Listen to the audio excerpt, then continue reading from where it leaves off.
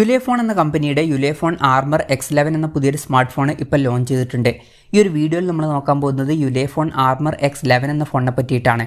ആദ്യം നമ്മൾ ഫീച്ചേഴ്സും കാര്യങ്ങളൊക്കെ നോക്കുകയാണെന്നുണ്ടെങ്കിൽ ഡിസ്പ്ലേയുടെ കാര്യത്തിൽ 5.45 ഇഞ്ചിൻ്റെ HD+ ഡിസ്പ്ലേ കൊടുത്തിട്ടുണ്ട്. ഫുൾ HD റെസൊല്യൂഷൻ വരുന്നില്ല, HD റെസൊല്യൂഷനേ വരുന്നുള്ളൂ. 10,000 രൂപയ്ക്ക് താഴെയാണ് ഈ ഫോണിൻ്റെ വില വരുന്നത്. അതുകൊണ്ട് വലിയൊരു കംപ്ലൈൻ്റ് ആയിട്ട് അത് പറയുന്നില്ല. LCD പാനലാണ് ഇതിൽ ഉപയോഗിച്ചിരിക്കുന്നത്. കൂടിയ റിഫ്രഷ് റേറ്റ് സപ്പോർട്ട് ചെയ്യുന്നില്ല. 60 Hz റിഫ്രഷ് റേറ്റ് ഇതിൽ വരുന്നുള്ളൂ. പിന്നെ ഫോണിൻ്റെ മുകളിലും താഴെയും വലിയ ബെസൽസും കാര്യങ്ങളൊക്കെ വരുന്നുണ്ട്. ഇതൊരു റഗഡ് ഫോണാണ്. പല റഗഡ് ഫോൺസിലും ഇങ്ങനെയാണ്, വലിയ ബെസൽസും കാര്യങ്ങളൊക്കെ വരാറുണ്ട്. പിന്നെ ഈ ഒരു ഫോണിൽ ഒരു കസ്റ്റം കീയും കാര്യങ്ങളൊക്കെ കൊടുത്തിട്ടുണ്ട്. ഇത് വെച്ചിട്ട് നമുക്ക് ചില ഫംഗ്ഷൻസ് ഇതിലോട്ട് അസൈൻ ചെയ്യാവുന്നതാണ്. ഈ ഫോണിൽ IP68 അതുപോലെ തന്നെ IP69K റേറ്റിംഗ് സപ്പോർട്ട് ചെയ്യുന്നുണ്ട്.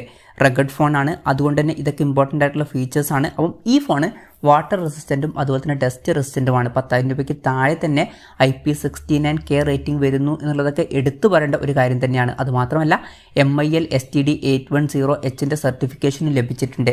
അപ്പം വളരെ ഡ്യൂറബിൾ ആയിട്ടുള്ള നല്ല സ്ട്രോങ് ആയിട്ടുള്ള ഒരു സ്മാർട്ട് ഫോൺ ആയിരിക്കും Ulefone Armor X11 എന്ന ഫോൺ. പിന്നെ ഈ ഒരു ഫോണിൻ്റെ ഒരു ബ്ലാക്ക് കളർ വേരിയൻ്റ് ആണ് ഇപ്പോൾ ലോഞ്ച് ചെയ്തിരിക്കുന്നത്.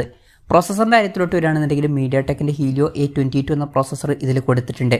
9,800 രൂപ പ്രൈസ് റേഞ്ചിൽ ഈ ഒരു പ്രോസസ്സർ എങ്ങനെയുണ്ടെന്ന് വെച്ചാൽ ഈ ഒരു പ്രൈസ് റേഞ്ചിന് പറ്റിയിട്ടുള്ള ഒരു പ്രോസസ്സറൊന്നുമല്ല ഈ ഒരു പ്രോസസ്സർ. ഇത് വളരെ ബേസിക് ആയിട്ടുള്ള ഒരു പ്രോസസ്സറാണ്.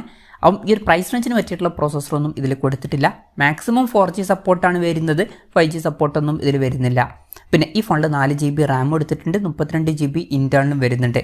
വെർച്വൽ റാം എന്നുള്ള ഫീച്ചറും കൂടി ഇതിൽ വരുന്നുണ്ട്. അതായത് എക്സ്ട്രാ റാം വേണ്ട സമയത്ത് ഇൻറ്റേർണൽ മെമ്മറിയിൽ നിന്ന് കുറച്ച് മെമ്മറി എടുത്തിട്ട് അത് റാം ആയിട്ട് യൂസ് ചെയ്യും. അങ്ങനെ 4GB റാം വരെ എക്സ്ട്രാ നമുക്ക് ലഭിക്കുന്നതായിരിക്കും. അപ്പോൾ ടോട്ടലായിട്ട് 8GB റാം വരെയൊക്കെ വരുന്നതായിരിക്കും. മെമ്മറി എക്സ്പാൻഡ് ചെയ്യണമെന്നുണ്ടെങ്കിൽ മെമ്മറി കാർഡ് സ്ലോട്ടൊക്കെ ഇതിൽ വരുന്നുണ്ട്. 256GB വരെ മെമ്മറി എക്സ്പാൻഡ് ചെയ്യാവുന്നതാണ്. NFC എന്നുള്ള ഫീച്ചറൊക്കെ ഇതിൽ സപ്പോർട്ട് ചെയ്യുന്നുണ്ട്. അതുപോലെ തന്നെ ഗ്ലൗ മോഡ് എന്നുള്ള ഫീച്ചറും വരുന്നുണ്ട്. അതായത് ഗ്ലൗസ് ഒക്കെ ഇട്ടിട്ടും നമുക്ക് ഫോൺ യൂസ് ചെയ്യാം. പിന്നെ വെള്ളത്തിൻ്റെ അടിയിൽ വെച്ചിട്ട് നമുക്ക് ക്യാമറ ഒക്കെ ഓപ്പറേറ്റ് ചെയ്യാവുന്നതാണ്.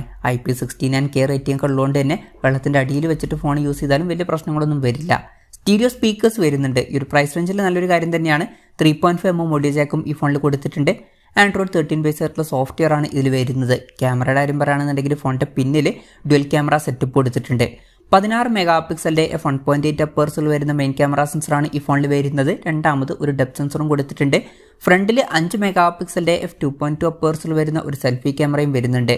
ബാറ്ററിയുടെ കാര്യം പറയുകയാണെന്നുണ്ടെങ്കിൽ 8150 mAh ബാറ്ററി ഇതിൽ കൊടുത്തിട്ടുണ്ട്.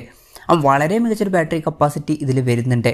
പിന്നെ 10 വാട്ടിൻ്റെ ചാർജിങ് സ്പീഡാണ് വരുന്നത്. ഫാസ്റ്റ് ചാർജിങ് സപ്പോർട്ടൊന്നും വരുന്നില്ല, അത് വലിയൊരു പ്രശ്നമായിട്ട് പറയുന്നില്ല. പിന്നെ 5 വാട്ടിൻ്റെ റിവേഴ്സ് ചാർജിങ് എന്നുള്ള ഫീച്ചറും വരുന്നുണ്ട്. അതായത് ഈ ഒരു ഫോൺ വെച്ചിട്ട് മറ്റ് ഡിവൈസുകളൊക്കെ നമുക്ക് ഒരു വയർ ഉപയോഗിച്ച് ചാർജ് ചെയ്യാൻ കഴിയും. Type-C ചാർജിംഗ് പോർട്ടുമായിട്ടാണ് ഈ ഒരു സ്മാർട്ട് ഫോൺ വരുന്നത്. അപ്പം അത്യാവശ്യം നല്ലൊരു ബാറ്ററി സെറ്റപ്പ് ഈ ഫോണിൽ കൊടുത്തിട്ടുണ്ട് എന്ന് പറയാവുന്നതാണ്. പ്രത്യേകിച്ച് നല്ലൊരു ബാറ്ററി കപ്പാസിറ്റി ഇതിൽ വരുന്നുണ്ട്. പിന്നെ ഈ ഒരു ഫോണിൻ്റെ വെയിറ്റ് വരുന്നത് 330 ഗ്രാമാണ്. അപ്പം അത്യാവശ്യം നല്ലോണം വെയിറ്റ് കൂടിയ ഒരു സ്മാർട്ട് ഫോണാണ് ഈ ഒരു ഫോൺ. അതുപോലെ തന്നെ തിക്നെസ് വരുന്നത് 19.3 mm ആണ്. അപ്പോൾ തിക്നെസ്സും വളരെ കൂടുതലാണ്.